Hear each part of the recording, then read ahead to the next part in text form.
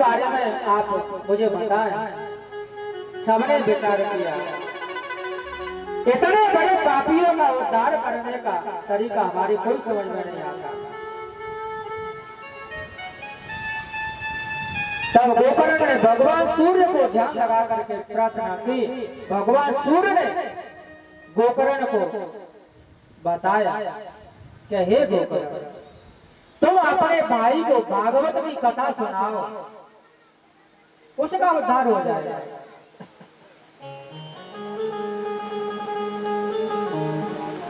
भागवत की कथा से उसका उद्धार हो जाएगा। कथा सुना, क्योंकि संसार में अगर संसार में जरूरी है तो केवल भगवान की भक्ति, भगवान का नाम।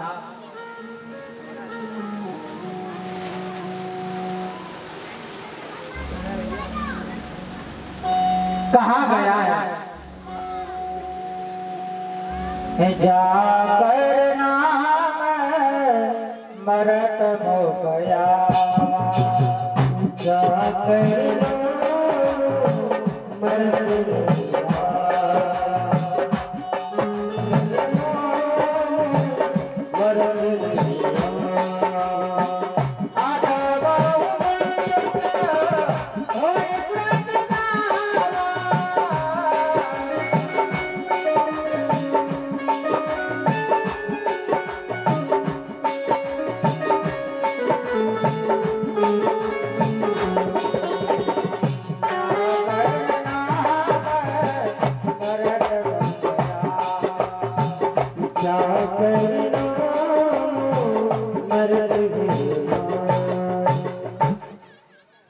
भगवान का नाम एक ऐसा है, जाकर नाम मृत मुख आवा। कैसा भी पापी हो अधमा मुक्त हो ईश्वर गावा। कितने बड़े बड़े पापियों का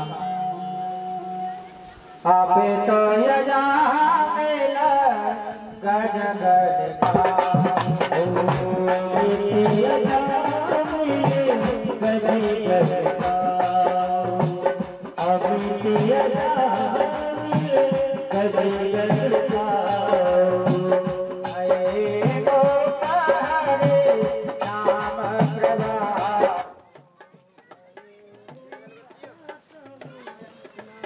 गोकर्ण को बताया कि हे गोकर्ण, तुम अपने भाई को भागवत की कथा सुनाओ, उसका उद्धार हो जाएगा।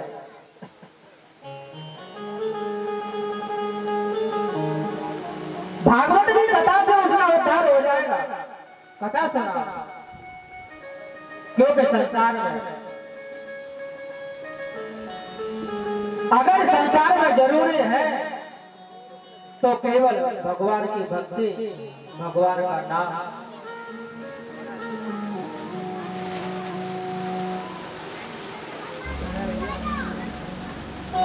कहा गया है जाकर नाम मरत हो गया, जाकर मरत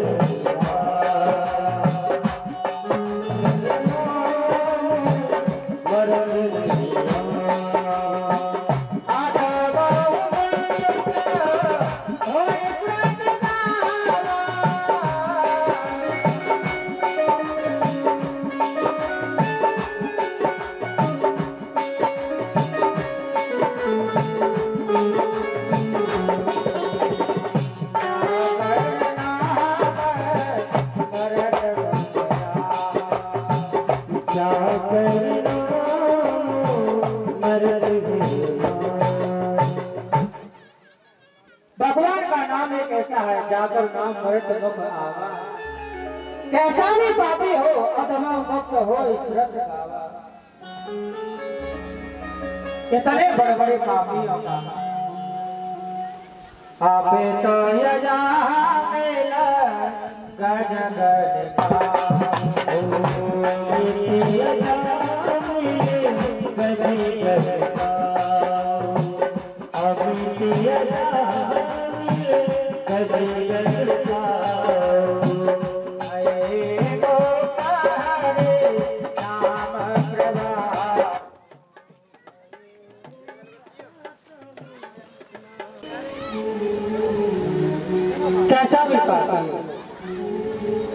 आजा गज गड़ भगवान के नाम से उनका उद्धार हुआ। शास्त्रों में जीवन में केवल भागवत में ये कहा गया हरेर नाम हरेर नाम हरेर नाम, केवल कलोग नाचते व गते रहते। जितना भगवान का नाम आए बस नावे। भागवत की कथा सुनाओ, दंडकाली की भक्ति हो जाए। दंडकाली ने भागवत की कथा का प्रारंभ किया और दंडकारी प्रेत हुआ और गोकर्ण ने कथा का आरंभ किया। तब प्रेत एक पास में 7 गांठ का बांस डला हुआ था, उसमें आकर के प्रवेश किया, क्योंकि छिपने के लिए उसे अच्छी जगह स्वतंत्र एकांत में मिली और बड़े ध्यान से उसमें बांस में बैठ करके वो सुनने लगा। कहा जाता है 7 गांठ का बांस ये मनुष्य का शरीर वासना का बांस है। ये मनुष्य का शरीर ही वासना का बांस है। इसमें 7 ग्रंथि है, 7 गांठ पड़ी हुई है। ये ऐसी गांठ है कि जो जब तक खोलेगी ना तब तक जीव का कल्याण नहीं हो सकता, उद्धार नहीं हो सकता। ये 7 आसक्ति ही 7 गांठ है। पुत्र में आसक्ति, धन में आसक्ति, शरीर में आसक्ति, मकान में आसक्ति, स्त्री में आसक्ति, इसी प्रकार 7 प्रकार की आसक्ति ये 7 गांठ है। 7 ग्रंथ युक्तम तत्रापश्यत कीचकमोचितम तनमूल क्षेत्र श्रवणार्थ करो। 7 गांठ के बांस में वो इस तरह बैठ करके सुनने लगा, क्योंकि प्रेत वायु रूप होता है, हवा से उड़ जाता था, इसलिए। और कथा में अनेक बाधाएं उपस्थित होती है, इसलिए उसमें बैठ करके और स्वतंत्र होकर के सुनने लगा। अब वो सुनता कब है? जब व्यक्ति के दिमाग में आता है ना, उसे पता लगता है, वो परेशानी में पड़ जाता है, वो बहुत बड़ी मुसीबत में पड़ जाता है, तब वो चाहता है कि अब मुझे कोई बचाओ, मेरी मदद करो। तब दूसरा कहता है, वैसे काम करता है। आज मनुष्य नहीं जानता कि मैं किन परिस्थितियों में आगे जाऊंगा। अगर उसे पता होता ना तो आज आदमी इतना अत्याचार या बुरे काम नहीं कर सकता। अब इतने कुमार्ग पर चल करके और नरक के द्वार पर पहुंच जाएगा और तब उसे पता चलेगा कि मैं कहाँ गया, तो फिर वो वापस भी नहीं हो सकता। फिर क्या होगा?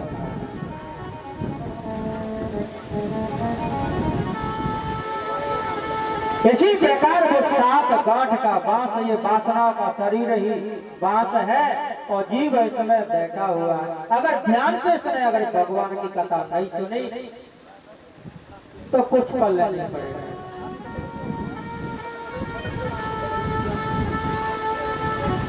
भगवान की कथा अश्वमेध शस्त्राणे वाजपेयी सकार कथा के सामने 100 वाजपेयी, हजारों अश्वमेध यज्ञ न कछु अंशों के बराबर है। कथा का महत्व बहुत बड़ा है। कथा सुननी चाहिए ध्यान से। कथा के नियम है, जिता से आसन,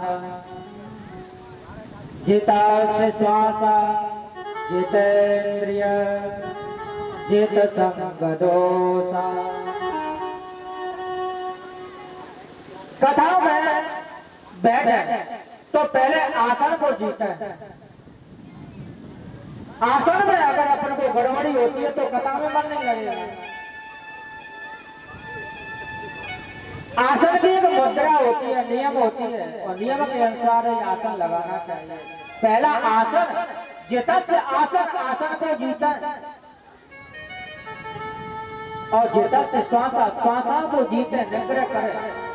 और जितेंद्रिय वित्त कथा में मन लग रहा है, वित्त इंद्रियों को निसरता है तो दिमाग भंग हो जाता।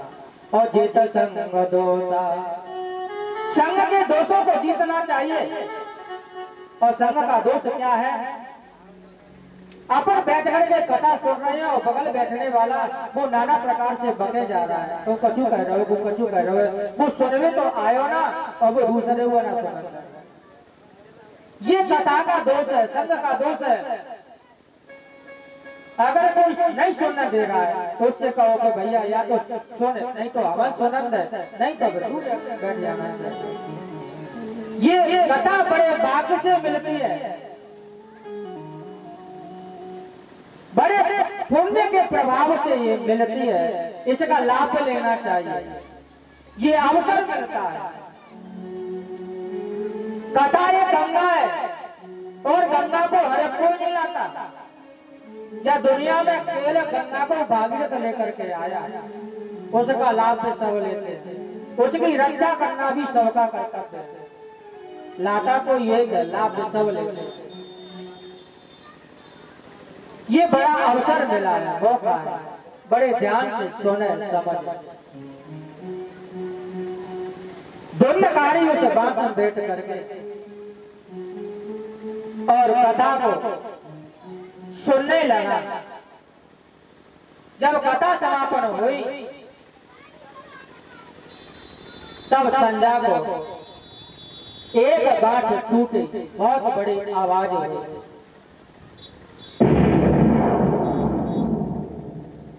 सबने देखा ये क्या हुआ, क्योंकि जो आसक्ति की गांठ है ना, वो ज्ञान से, भक्ति से, वैराग्य से टूट जाती है। इसी प्रकार 7 दिन में उसकी 7 गांठ टूट गई।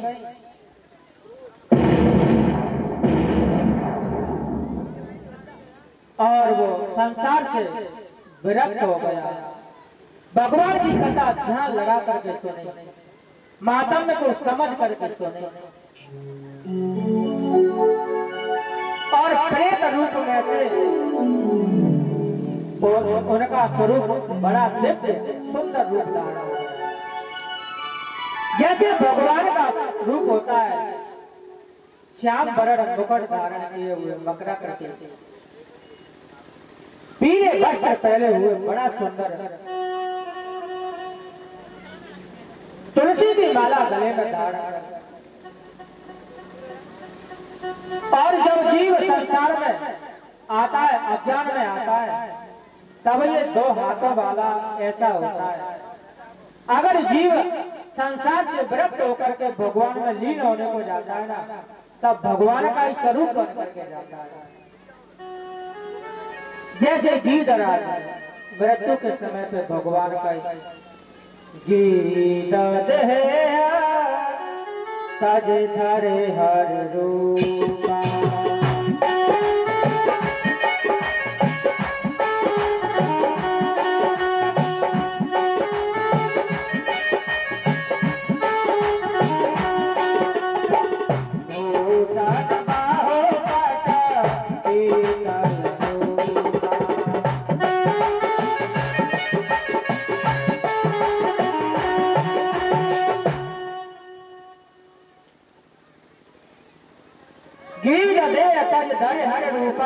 भूषण बहु पट पीत अनूपा, श्यामल गात विशाल भुजचारी, अष्ट करत नयन।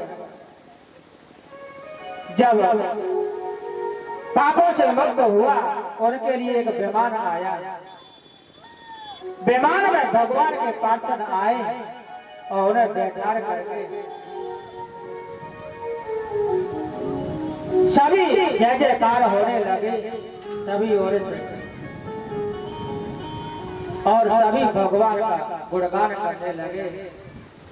हरे राम राम राम हरे हरे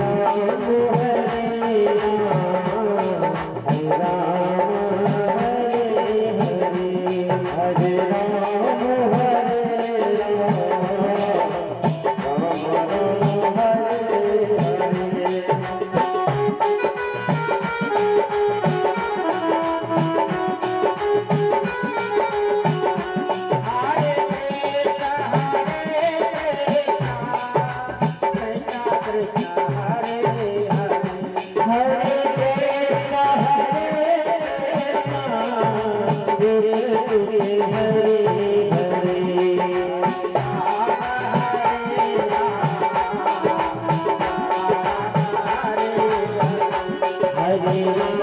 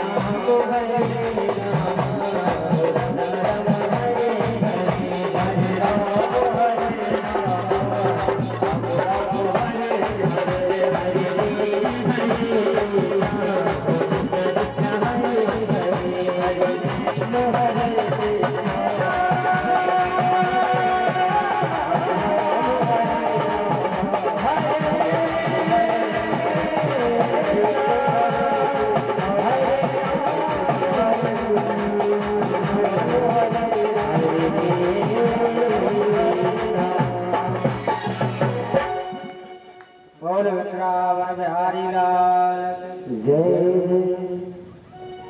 दंडकाली का उद्धार हुआ, उनके लिए विमान आया, विमान में बैठ करके और वो गए। वहां अनेकों श्रोता बैठे थे। सबने कहा गोकर्ण ये तो अन्याय है, यह कथा सबने सुनी, परंतु विमान दंडकाली के लिए क्यों, सबके लिए विमान क्यों नहीं आया। गोकर्ण ने कहा जिसने जिस भाव से कथा को सुना उनको उसी भाव के अनुसार फल मिलेगा। दंडकाली ने मुक्ति के उद्देश्य से कथा सुनी तो वो मुक्त हो गया। ये स्वाभाविक ही तुम्हारे ऊपर पता लगता है कि तुमने अपनी मुक्ति के लिए कोई ये कथा नहीं सुनी। आज व्यक्ति कहीं तीर्थों में जाए, देव मंदिरों में जाए, कहीं भी जाए, कोई काम लेकर के जाता है, बिना जरूरत के बिना काम के वो मंदिर में पूजा करने के लिए नहीं जाता, वो बिना काम के तीर्थों में नहीं जाएगा। आज मंदिर में 5 रुपया को प्रसाद लेकर जाएंगे तो काम कम से कम 5,000 को तो हो ही होगा, तो 5 लाख को हो तो कोई गारंटी नहीं। बिना काम के मंदिर नहीं जा सकता, तीर्थों में नहीं जा सकता, भगवान का भजन नहीं कर सकता, कामना लेकर के करता है। अब वो कामना संसार की लेकर के, अगर कामना भगवान की रहे ना तो उद्धार हो जाए। जीवन के लिए कहा गया है देह धरे कर यही फल भाई, देह धरे कर यही फल भाई, देह धरे यही फल भाई।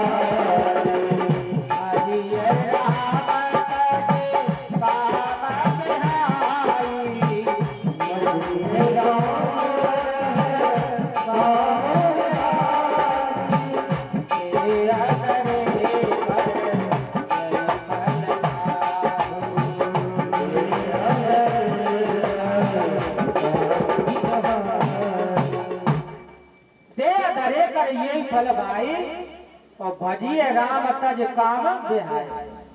सब काम को छोड़ करके भगवान का भजन करना चाहिए।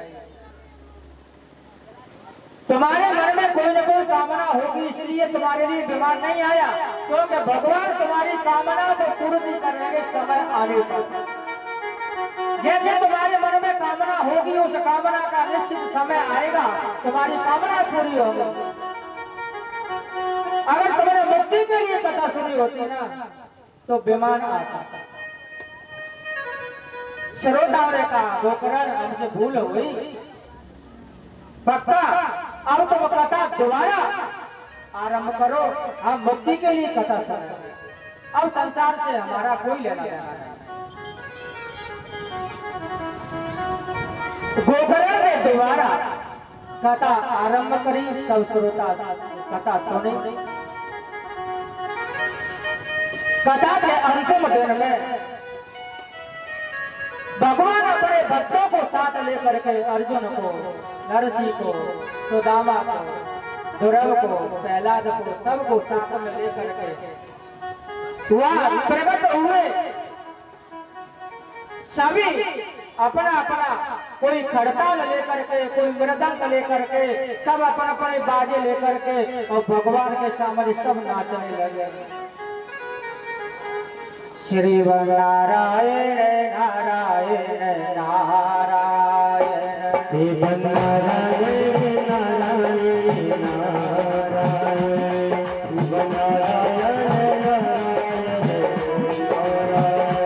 श्री नारायण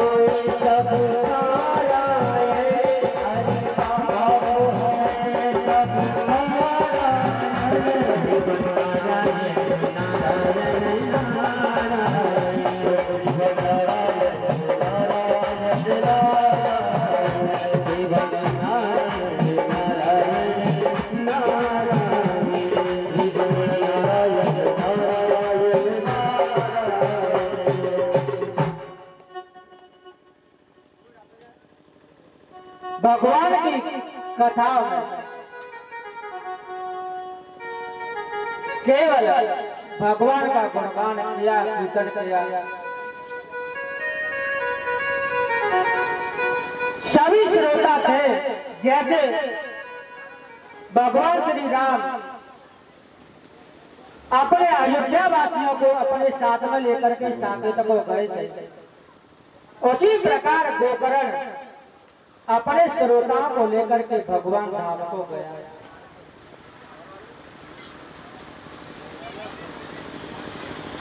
भक्ति और ज्ञान वैराग्य सनकादिक ऋषियों ने कथा कही थी,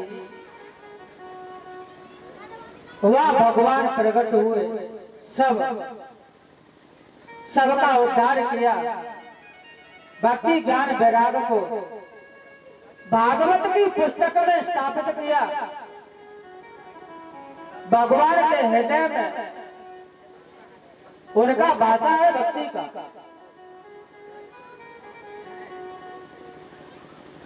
भक्ति के हृदय में भगवान का वास है, एक दूसरे के पूरक रहते हैं। ज्ञान भक्ति वैराग्य को भागवत में और भगवान के भक्तों में रहने का स्थान बताया और सबका श्री सूत जी महाराज कहते हैं कि हे शौनक,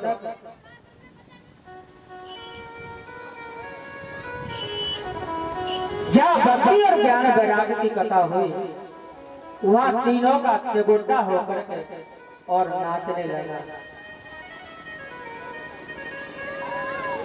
धुंध डाली जैसे महापापी का उद्धार हुआ भागवत की कथा से। यह भागवत की कथा होती है, जिस घर में भागवत की कथा होती है उस घर में भूत प्रेत कोई भी बुरी आत्मा नहीं आती।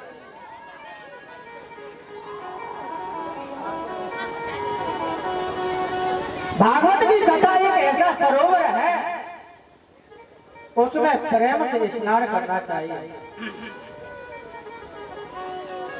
कहा गया है, हे मन नहाए मूर्ख बावरिया, हे मन नहाए मूर्ख बावरिया, जा प्रेम सुधा का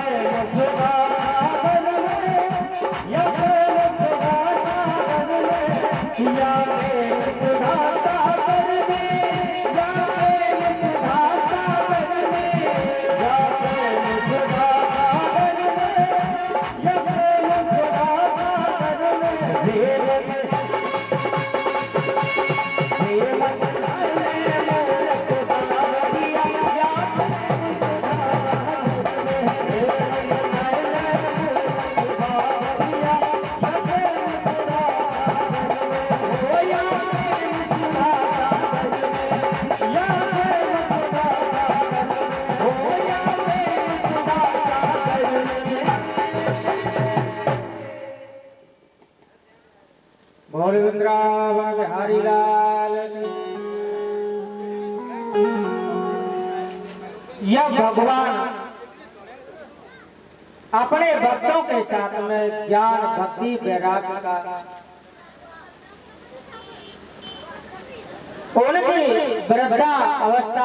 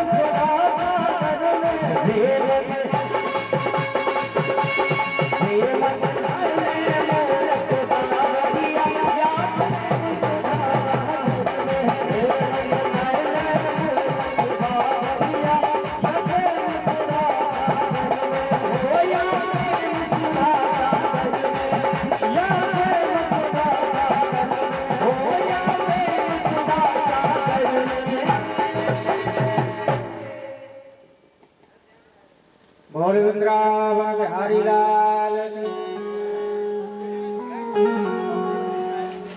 यह भगवान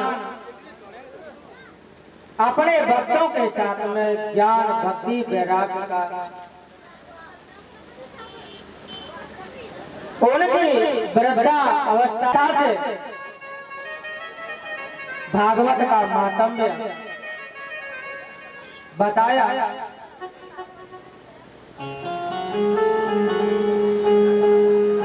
नेमसारण्य में श्री सूत जी महाराज से शौनक जी प्रसन्न करते हैं, कहते हैं हे महाराज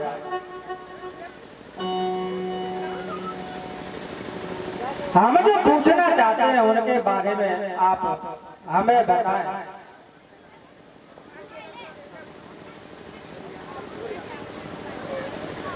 हमारे लिए उपदेश करो, निश्चय करो, जिससे हम श्रद्धालुओं की बुद्धि शांत हो जाए। क्योंकि अनेकों शास्त्रों की सुनने से ही फल की सिद्धि नहीं होती, विभाग पूर्वक सुनने के योग्य सैकड़ों शास्त्र हैं। इस कारण है साधु सब साधनों में सारभूत जो सिद्धांत हो उसे अपनी बुद्धि से निश्चय करके हम लोगों को उपदेश करो जो अच्छा हो। ये शौनक ने सूत जी को प्रसन्न किया। हे सूत जी तुम्हारा कल्याण हो।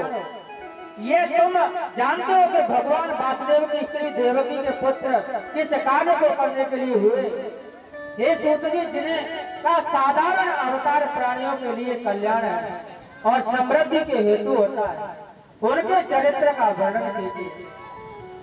पराधीन जीव भी जिनके नाम स्मरण करके संसार के बंधन से छूट करके और तुरंत मुक्ति पाते हैं, जिनसे भयभीत होते हैं, उन भगवान के चरण बिंदु के आश्रय शांत मार्ग में निपुण है महाराज। संगत मात्र से ही जीव को पवित्र कर देते हैं।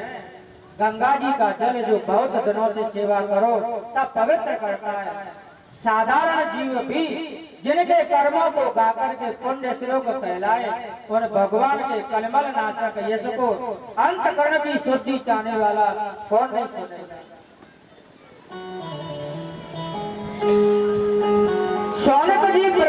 करते हैं सूत जी से, नारद मुनियों ने जो भगवान के उदार कर्म गाए उन गुणों को सुनने की श्रद्धा हम रखते, कृपा करके हमें सुनाओ।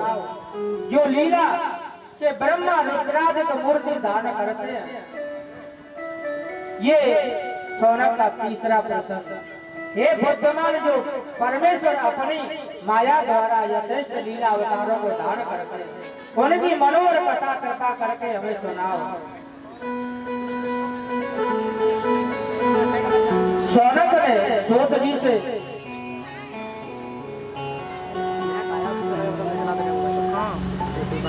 छह प्रश्न किए और कहा, महाराज जब भगवान गोलोक के लिए चले गए तब धर्म अकेला पड़ गया और धर्म किसकी शरण में गया।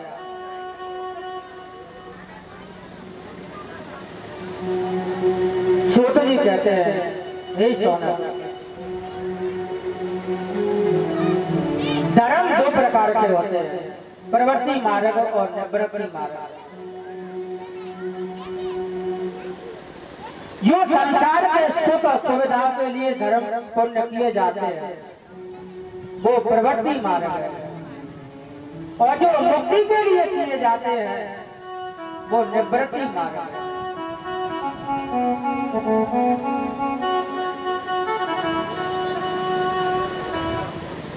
संसार में धर्म पर चलने के लिए, पुण्य करने के लिए, भजन करने के लिए अपने संसारिक सुख और सुविधाओं की आशा नहीं करना चाहिए। जीवन में तो अपने कर्मों के अनुसार होता रहेगा। कर्मण्येवाधिकारस्ते मा फलेषु कदाचन। मनुष्य का कर्मों पर अधिकार है, फल पर नहीं। कर्म करना चाहिए और संसार में सुख सुविधाओं के लिए नहीं, केवल कल्याण के लिए करना चाहिए, मुक्ति के लिए करना चाहिए।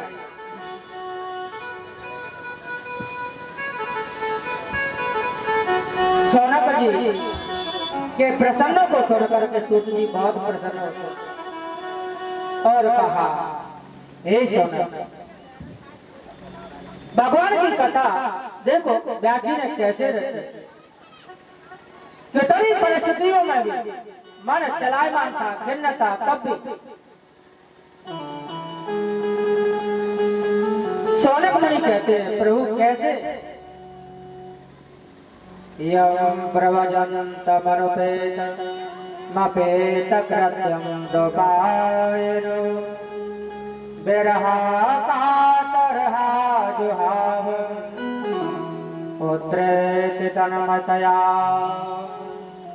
तरवो अग्ने दोस्तं सर्वभूत हृदयं मुनिमानतो अस्मयम्।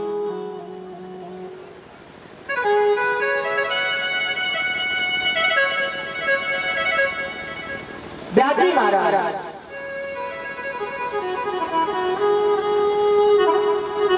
बेचैन हुए पुत्र के शोक में। सूत जी कहते हैं, तो मैं ये कथा सुनाते। हे शौनक, भगवान के बड़े ही भक्त थे महाराज परीक्षित, और बड़े ही भक्त श्री सुखदेव जी महाराज। व्यास जी ने महाभारत की रचना की और महाभारत में इतना संहार हुआ कि उनका मन खिन्न हो गया। पुराण लिखे पर उनको उनका मन संतुष्ट नहीं हुआ।